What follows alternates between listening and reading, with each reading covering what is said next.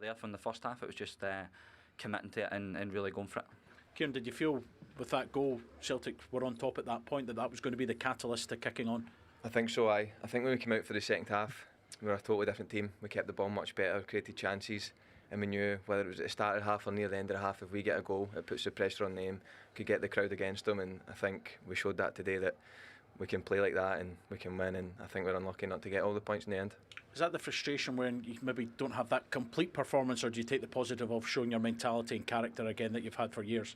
No, it's probably a bit of both. We kind of let ourselves down first half. It's not how we wanted to play, but as Cal said, sometimes these games can turn like that, and we just need to be stronger in moments and win our duels. But again, second half we showed the character, as you said, and we need to take the positive from that, that we never give up, and we're here for this ongoing fight.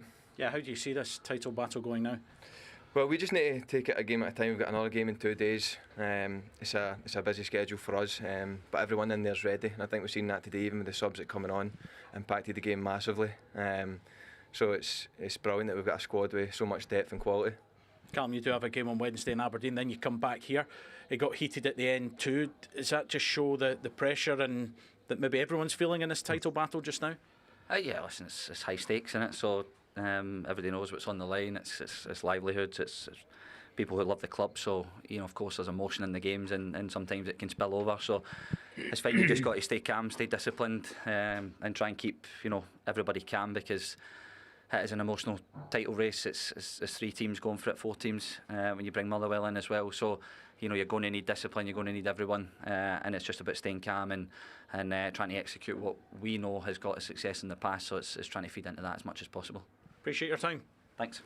Thank you to Callum McGregor and Kieran Tierney, 2 absolute Celtic legends. Whether you like them or not, it is the 1st of March, is the first game of a brand new calendar month, and Celtic managed to come from behind 2-0 down at half-time at Ibrox. When you look at the stats from the first half, Celtic were absolutely woeful way out the game. I was thinking about heading off to the beach and just switching off from everything and just enjoying a little bit of sunshine. I see Neil Lennon. They rallied themselves, played great second half, and probably got the point that they deserved, but they were second best in the first half. They were second best in the first half, but when you look at the statistics from the second half, Celtic completely dominated. Celtic are a team of 2 halves. We need to sort out that first half scenario, because just close out a game that they were so dominant in the first half. Yeah, but I think that's been Rangers' Achilles heel this season. That's been Rangers' Achilles heel, says Chris Boyd. They might have got over the line in previous weeks, and you'd have thought it'd be a lot more comfortable, but they don't have that killer instinct. That game was there to go and be 3-4, and totally bury Celtic. I've got to say, Celtic fans have Chris Boyd completely raging. I need to record this one. Near the level that he's shown before, but Rio Hatate, when he came on that second half, showed how good a footballer he is. I thought he was outstanding. Yes, even was the penalty kick there at the end, but in terms of the football, he got control of that game again, because the first Dry your eyes, mate. Celtic couldn't live. We know that you're fat hun, and you really show it. Rio Hatate coming on. You're a bit orange. Let's take a look then at Celtic's comeback. It started with. Let's take a look at the comeback. The score was going to be yes. crucial, and it was a lovely move from Let's look at the comeback. So it was a lovely move from Celtic. Rio Hatate on the outside of the box. Rio Hatate flicks the ball in. Callum McGregor takes it off. Yeah, there, and there's a ball in the back of the net from Kieran Tierney. Look at Yang at the back post with his hand up. Great ball, and Tierney down at the back of the net. It is game on Celtic. Game on Celtic at that point. There looks like there may only be one. You've got to say it was a fantastic ball for Benji Negron. And Kieran Tierney, unmarked in the box, puts the ball in the back of the net. What more can you ask for? Get in there. Celtic were in the ascendancy at that point. You could see that a goal in here would change it, because Rangers had it all their own way the first half, and Celtic did come out and play better in the second half, but without really creating that opportunity. But Kieran Tierney popping up with a vital goal. I think in that as well, it was similar to the goal that Rangers lose last week against Livingston, the second, where Nico Rassini goes to. the Rangers are back for. I don't know if we can bring it back. Listen to the Celtic fans. Wait a minute, I just done. Listen to the Celtic fans at Ibrox in the background, still singing. Look at the Celtic fans. We missed them there. But I tell you one thing. Look at Kieran Tierney in this position. Kieran Tierney highlighted there. And look at this. Fantastic. Just rises. Fucking Kieran Tierney in the back of the net. That was all. Yang was the one that was putting his hand up. And I tell you one, absolutely fantastic from Kieran Tierney. Kieran Tierney's had a lot of stick this season. Kieran Tierney's been told that he's not fit enough, he's not good enough. But I tell you one thing, when it comes to Ibrox, in the back of the net, right down. Keeper no chance of saving that whatsoever. Instead of just going, I'm go going to do it tight. myself. Yeah. I'll go tight and I'll win it.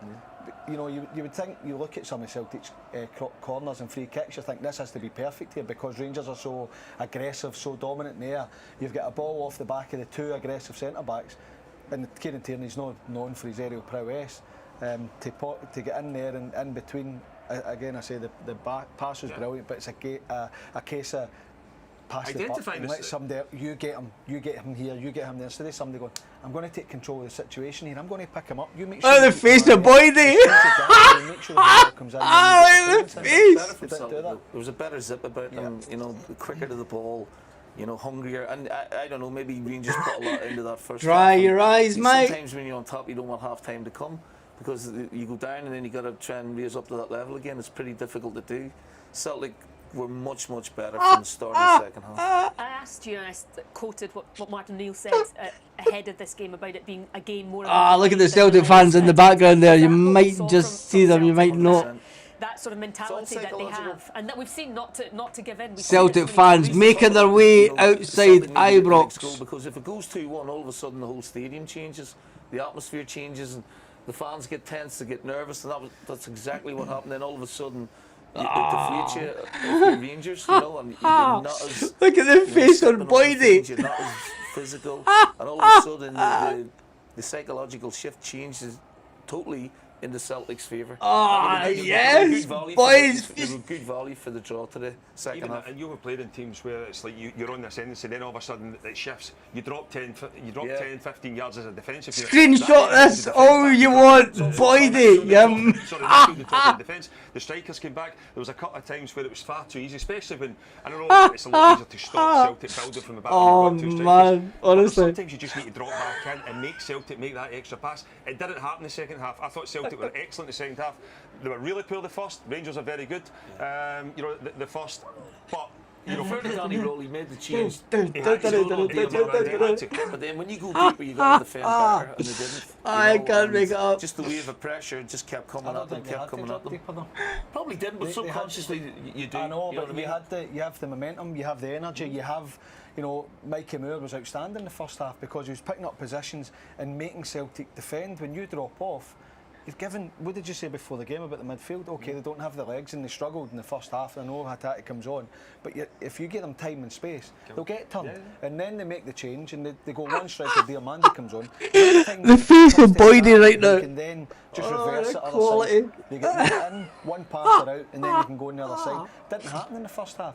And Rangers, it's not just this afternoon. It's been a theme for them where they go from being aggressive, they get the ball forward at speed. Spoke about Romans getting forward and support and moving. Dry your eyes, mate. Under pressure to then subconsciously, I think they just drop off. And when you drop off to that level, it's very difficult to get it going. Yeah, you can bring subs on and try and bring a freshness, but you've already taken the backward step.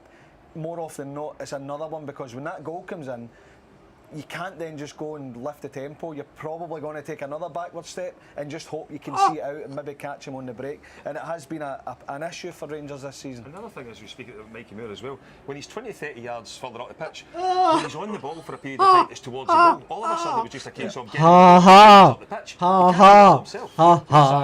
For Rangers, struggled that second half. And the two full-backs had joy in the first half, in the defensive unit. but running forward, whereas when the substitutions were made, Tanecki, you know, he really hugged that line, pulled Sterling out, and then there was gaps down the middle as well. All of a sudden, that Rangers backline became disjointed, and Celtic got a lot of joy. I mean, Nygren had a shot from the Hatate had a shot, Nygren had a shot for the edge of the box. That wasn't happening in the first half. No. That front line started to drag Rangers backline about, and they did have a lot of joy the second half. But you can't help but think Danny Rohl will be absolutely read the roll of honour 2-0 at half time and coasting, and all of a sudden and by the way, Celtic will leave the game. Martin O'Neill will be happy to leave with a point, but it does no team any favours.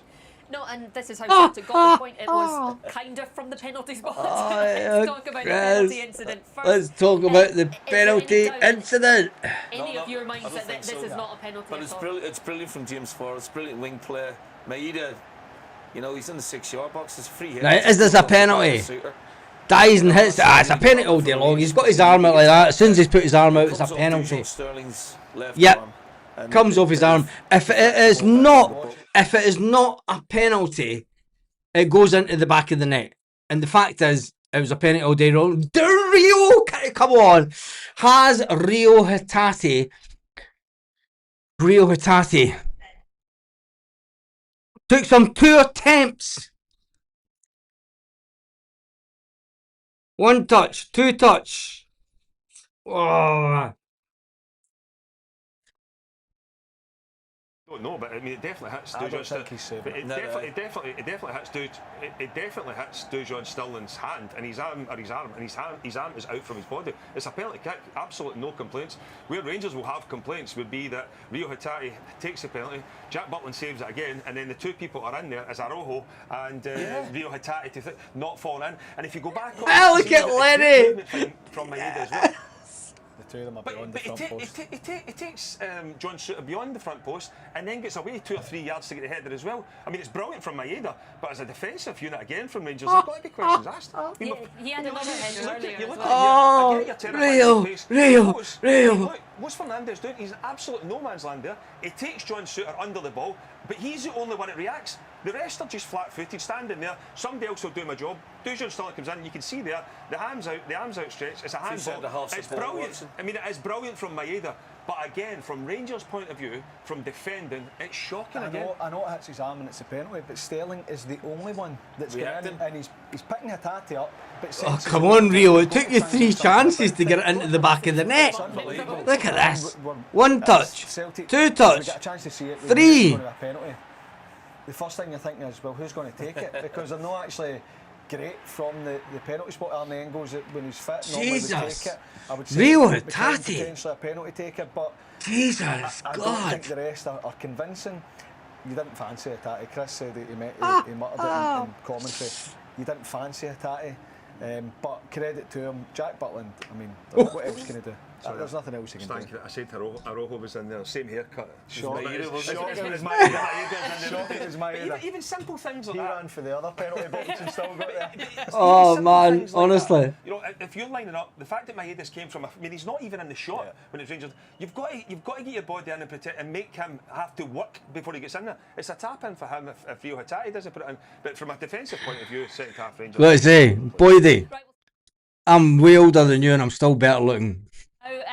Yes, here comes big Chris Sutton. Who is that a better point for if we're just talking about these 2 teams? But we're not really, Ailey, are we? But if we are, I think for the well, that Chris. It was. For Rangers to be 2 up and let that slip, that's going to feel like a defeat in the Rangers dressing room. I think Celtic, will be, and Martin O'Neill will come out and say, he's happy they got a point, and maybe with a bit more care could have got 3. But I mean, what a strange game. It sort of sums up both teams pretty well this season, doesn't it? Celtic were bullied in the first half. I mentioned that midfield area was a worry. Alex Oxlade-Chamberlain couldn't get to the pace of the game. It was like he was thinking it was a testimonial, and it wasn't. I thought the changes from Martin O'Neill were really decisive, and however bad Rio Hatate has been this season, and he's been sulking, I think, for part of the season, but he showed what a quality player he can be, and he actually is. He came on, and I thought he dictated the second half, and Celtic were the dominant team. I think 16 of the 17 shots they had were in the second half, and Martin O'Neill will be delighted with that recovery, but in the end, a point suits Hearts and Motherwell better than anyone. It does, and Scott, Danny Rohl was speaking about how well Rangers have been playing in the build-up to this game, and they have, particularly at home, 10 wins in a row here coming into this game. How damaging could that second half performance be for them in their title race this season? Well, it was certainly, in the second half, it was certainly a performance that you never seen coming. Me and Chris were sat here at half-time, and you thought that it was only going to go one way. Unless they really changed it. I thought they were going to change the number 9 in terms of putting Chavancharo on. I thought he was going to be the difference maker, just to try and run in behind and make a little bit of difference. He went with Maeda, Tanetki came on. And we says that Rio Hatate was a difference maker without doing anything unbelievable. He was just there. He was available for passes. He was getting it from Scales and finding a Rohl. He was getting it from Murray and finding Sirachi and Tierney, and he was just a difference maker, just being a little bit more assertive, and I think that's exactly where the second half performance came from Celtic, and you have to say they were good for the point in the end. He did try and change it, brought Diamande on, but was there something that Rangers could perhaps have done differently? Obviously, hindsight's a wonderful thing, to try and just counter the influence that Hatate was having in that second half.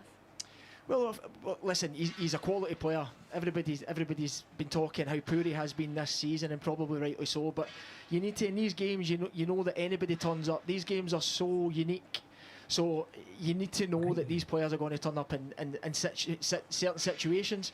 I would have done the same. I would have brought a Diamande on just to sit on a McGregor and try and influence it a little bit. But by that time, Celtic were turning the screw. Celtic really sensed it. They really felt as if there was something in it. Neil, just before half time, just summed it up absolutely perfect. They were so passive and they weren't brave enough. They certainly were brave in the second half, and as I say, they were good for it in the end. And it's another late one for Celtic. They've done it so many times, particularly under Martin O'Neill, and he might raise a little glass on his birthday tonight after that, Chris, do you think? Yeah, I think he would have preferred 3 points. I mean, it was good to see him involved at the end when it was all kicking off again. You're thinking, come on, Martin, you're 74. Just sort of stay out of situations like that. But no, I mean, there's a game on Wednesday night, and it's absolutely. I just cracked my ankle off the chair. This run-in is going to be epic. I think that all teams, all the top 4 will drop points, and that's what makes it fascinating. Celtic will feel that they deserved a point with that second half display, but there is so much work to do. We know what a mess Celtic have been this season in terms of the recruitment. Interesting, Scott mentioned Chavancharo and him not even getting on the pitch today. The January recruitment, there seems to be uncertainty, whether any of those players are really sort of or have really impressed Martin and worthy of a start. Adamu struggled in the first half, so recruitment's been Celtic's problem. But with Martin O'Neill, 4th manager this season, Celtic are still in there scrapping. But it's going to be really difficult for them to win the title. But if they do, it will be down to Martin O'Neill, nothing else. Thank you very much. Well, that is high praise for Martin O'Neill. He has done a wonderful job since coming in to steady the ship here at Celtic, so we can hear from him right now. He is with Luke. Martin, what words would you use to describe the 90 minutes you just watched? Well, you're the wordsmith, so you tell me.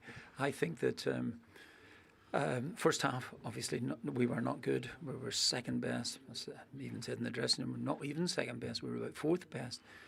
Rangers got off to a great start. They were dominating proceedings. They got the second goal, which is not a great one from our viewpoint. But even so, when you're thinking at half time, we've got to show more determination, more spirit, more aggression, and winning some second balls, trying to win the first one if you can, but winning second balls and then having the ability to pass. And other than the first 3 or 4 minutes of the second half, I thought we totally dominated the second period, and we deserved it. And we deserved something out of the game, which we got, and with the chances that we carved out, we didn't take. We could easily have won. What do you say at half-time then? Is it a case of reading the riot act, or keeping it calm and just trying to tweak and change things to make sure you got that control as you did in the second half? Well, it's a really good point, because by contrast to quite a number of years ago, I am relatively calm in the dress. If it had been the old team, I would have gone absolutely ballistic. But the old team, like this team, find a way. And they come roaring back. They showed a bit of determination, a bit of heart. And that's been the case, I think. You know, the side are champions. They were champions. You know, they're defending it. Generally speaking, it's been, you know, they've been in cruise control for the last couple of months of each season. This is a difficult thing. This has been really difficult. We've been chasing the whole way through, and that will remain the case. But they showed this determination today, which I know that they have, because we've been doing that there for weeks. When you make the changes at half-time, was it a case of needing to win that midfield battle and take the control? Absolutely. You have to take control of the game. And we, and as I said to you, we were second best. There's no point in prolonging that we were. But the second half really belonged to us, and we were terrific. And then what happens is, of course, you know, you start, the crowd start to get concerned about their own team's performance. We are in the ascendancy. And we played really, really well in the second half. And, you know, you need determination. You need all of these particular adjectives to go and do it. But we played some really great stuff in the second half, wave after wave. And this is at Ibrox as well too. So that it gives us more heart. Is the key thing then, because you showed your character and your mentality, but putting that complete performance together going forward, given how tight it will be in the running? That would be nice. That would be really nice, Lou, to try and keep two halves together. But yeah, we'll try and work in that, although we don't have much time. You know, we've got another big game on Wednesday. I know you had concern last weekend about re-refereeing and VAR and whatnot. Was this a good VAR intervention today in terms of doing what it should, in terms of flagging up a handball? Well, if that was the case, and it was flagged up a handball, and VAR has done it, then that is delightful.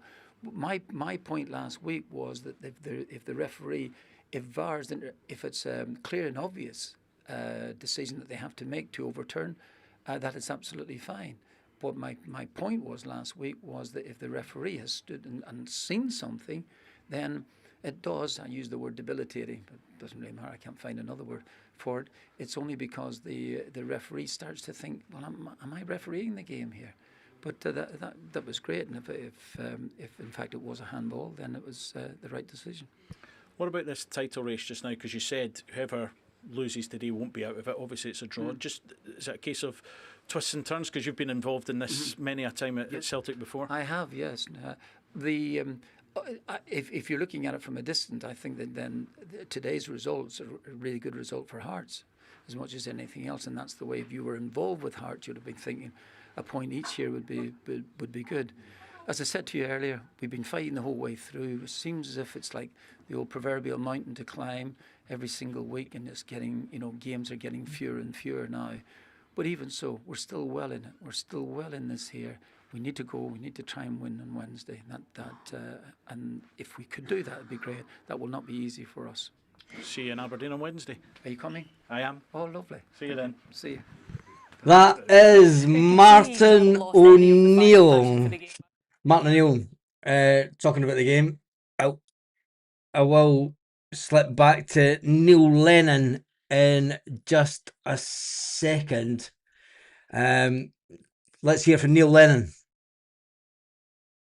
Off the ball, which he would have been. Do you think he's mellowed? Me and Mr. Sutton would have been getting it in the neck.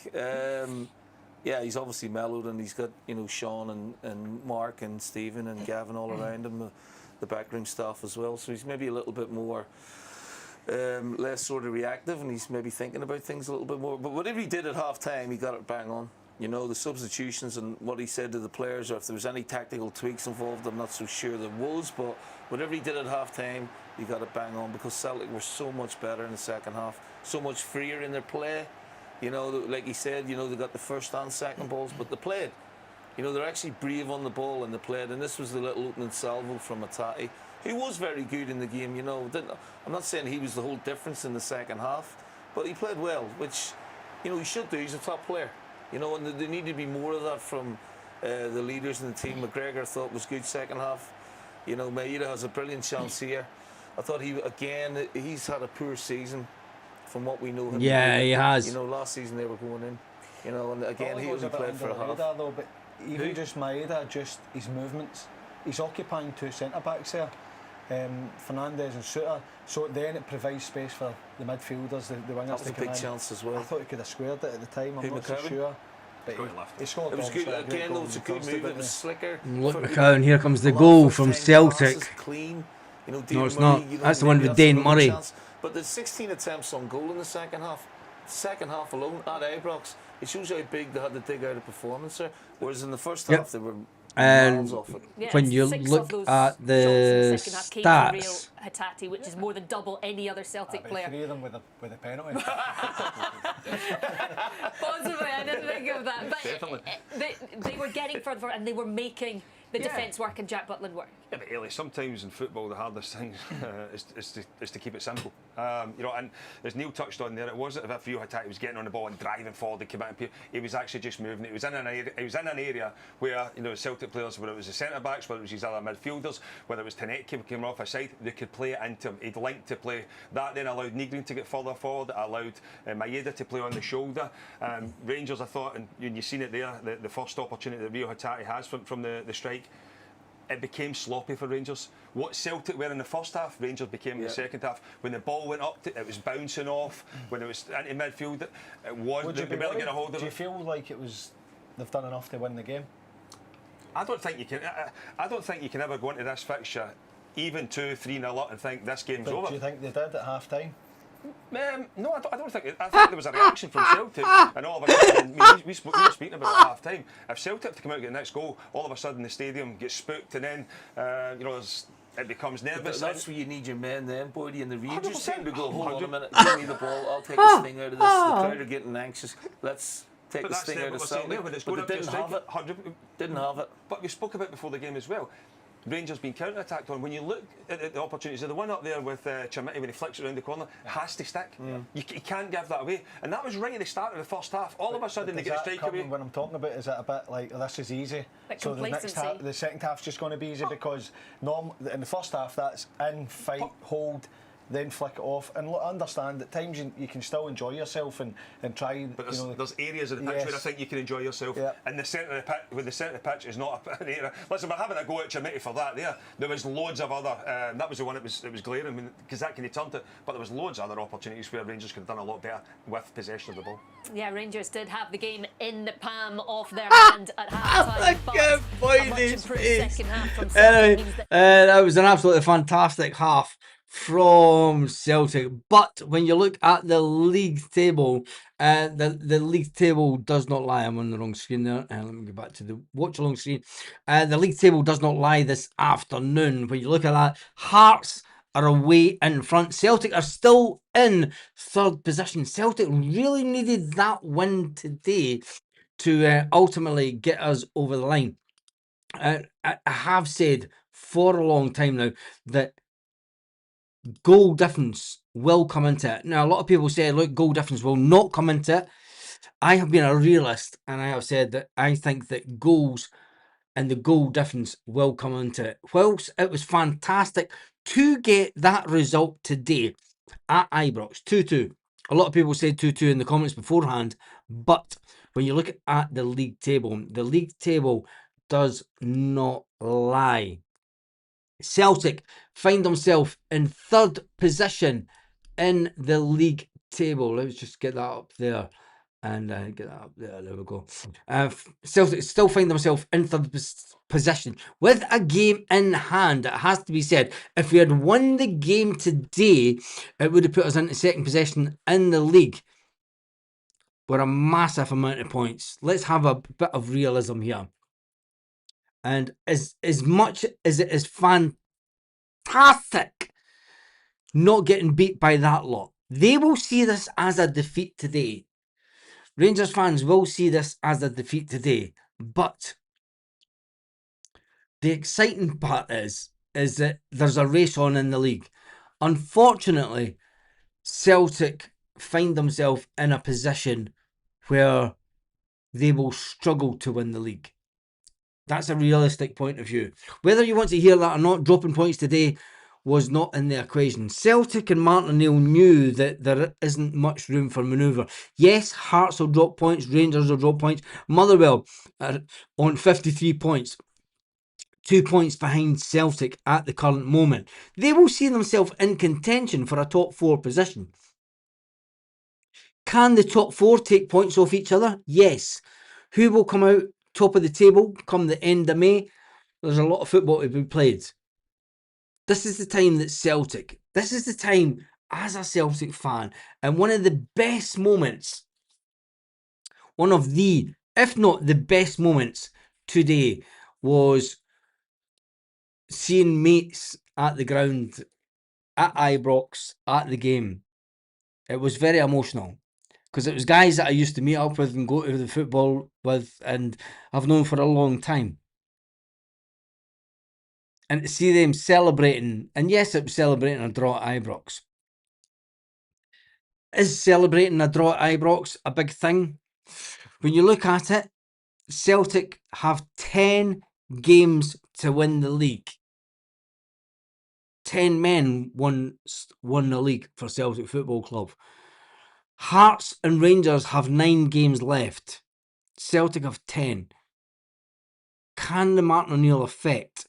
We have to play Rangers at home at Celtic Park. We have Hearts at Celtic Park. Can we take maximum points between now and the end of the season?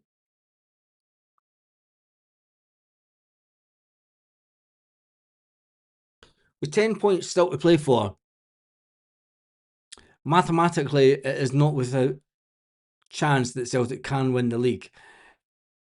There hadn't been a turnaround of a 2-0 scoreline. At half time, it was 2-0 to Rangers. There hadn't been a return in that scoreline since the 1980s. Martin O'Neill came close to overcoming that scoreline. Martin O'Neill came close to winning 3-2 with Celtic at Ibrox.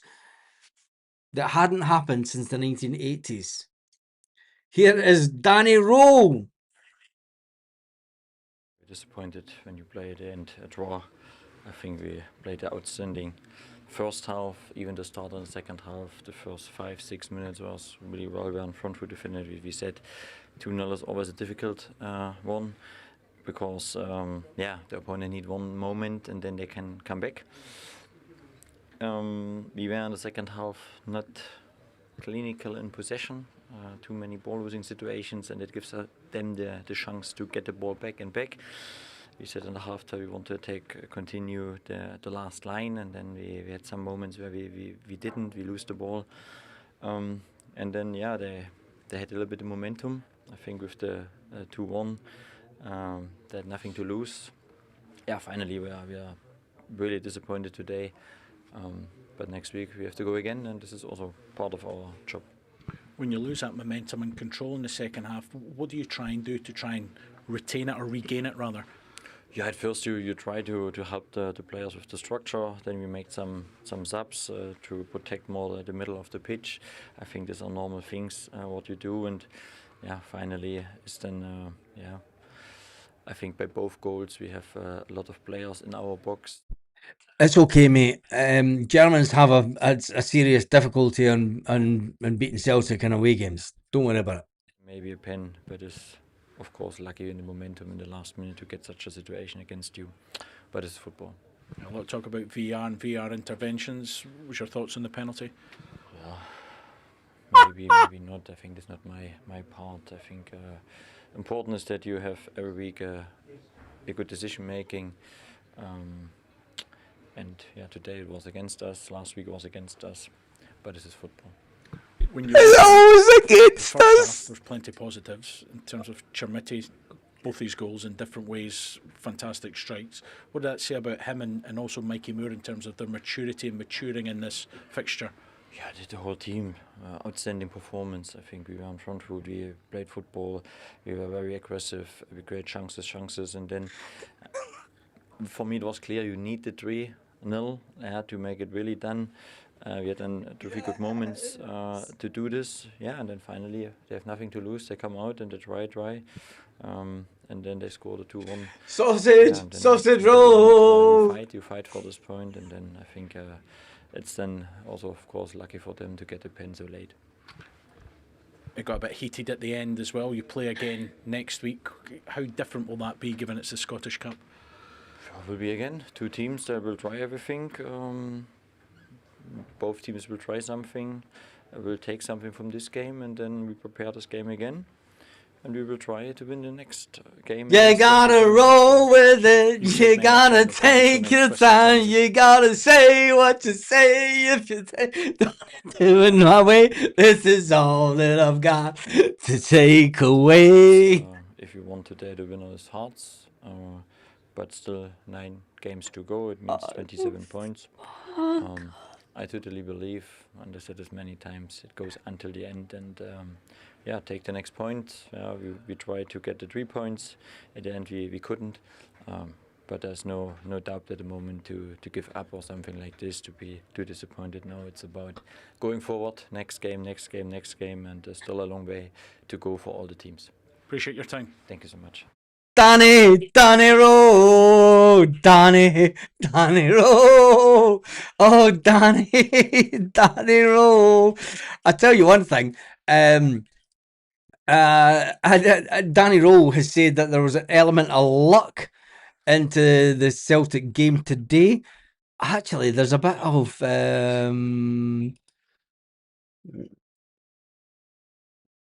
and it hits off his arm. There's no getting away from it.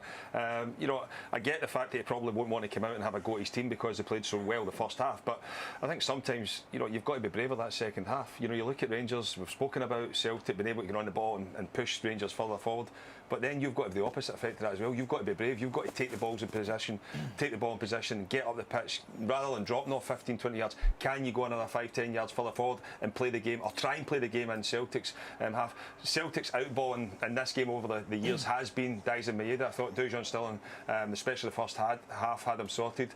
Fernandez's pace as well, the second half.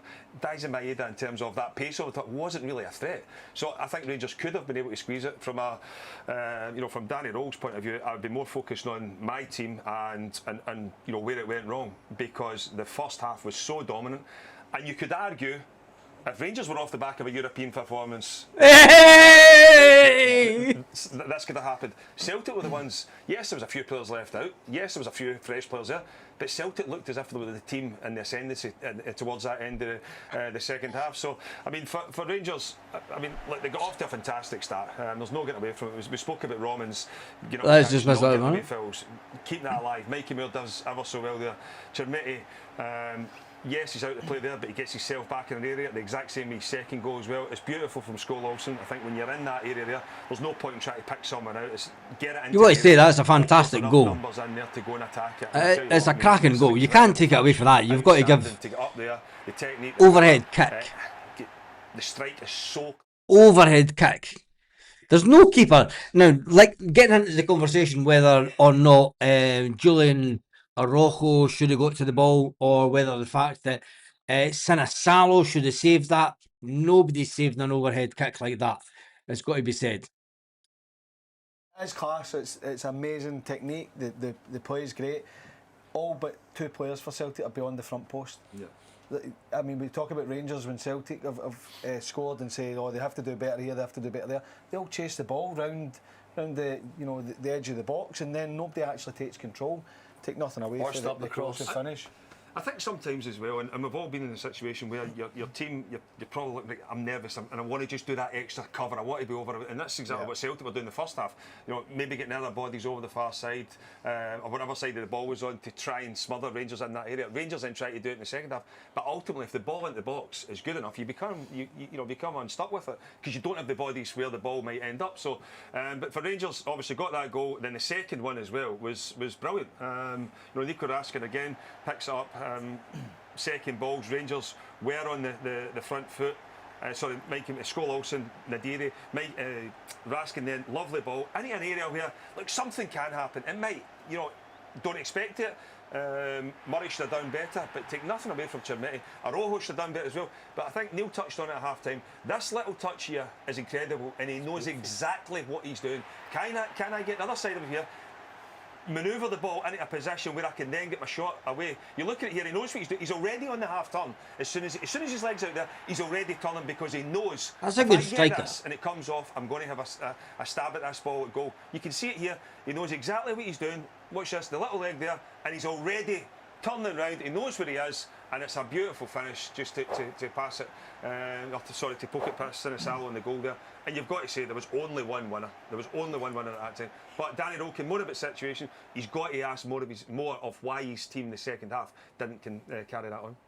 If you're the Rangers manager, you've got a player who does those two finishes. The first one, as sensational as it is the second one almost the one that you prefer because it's that not giving up, that chasing down balls, and then to have the awareness and the deftness to finish it? I mean, and the second goals, it should never get to that, right? Dean Murray should clear it, first from a Celtic point of view. He's in the right position, takes a swipe at it.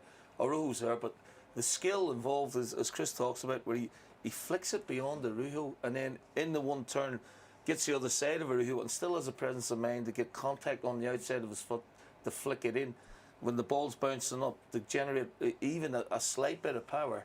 It's just that for me, it's a magnificent bit of skill. The first goal's instinctive, athleticism, brilliance, whatever you want to call it. But they're both brilliant goals in their own way. And Rangers had chances to make sure of this game almost before half-time. And they had opportunities, and this game could have been all over. Yeah, Rangers were excellent in the first half. There's no getting away from that. The way that they set up, I think that it brought out the best, and Mikey Moore was outstanding. He really was, picking up great areas, whether he was inside or outside. And then when they were getting into these areas for Rangers, they were finding the final pass. I don't know if Jermaine and Scott Olsen get in each other's way. I don't mind that, the striker's the one that wants to go and get on the end of it. Maybe that just does enough to put him off. And then, Skills should have got, for me, Skills should have got to that one for Celtic. Trying to generate the power to get the angle on it. But they should have been out of sight at half-time, Rangers. They were that good. Is it something that they didn't react to in the second half? As opposed to something that Martin O'Neill and Celtic did? They just struggled to deal with Celtic's intensity in the second half. There's no doubt Celtic came out a different team in the second half.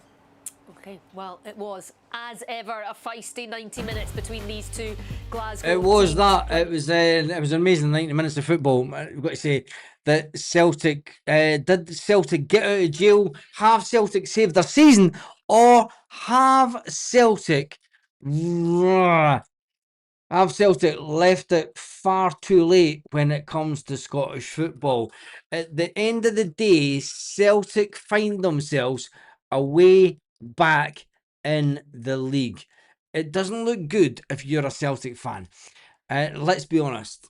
Let's have a reality check. Scorelines this season.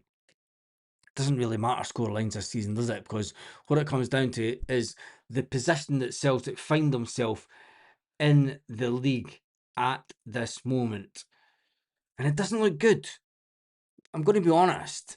It doesn't look good at all. Hearts are away in front on 63 points. 28 goals to the good. Rangers, 26 goals to the good. 57 points. Celtic, 55 points. 21 goals to the good. Motherwell in 4th position. 29 goals to the good. 53 points. Celtic and Motherwell have a game in hand that will be played this week. Celtic entertain Aberdeen away. Aberdeen have been completely woeful. Aberdeen couldn't buy a win if they tried. You would expect Celtic to win this game. Let's be honest. But is it enough? Is it really enough to get this Celtic team over the line?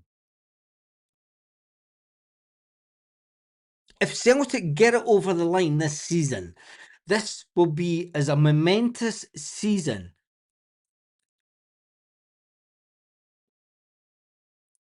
as 1986.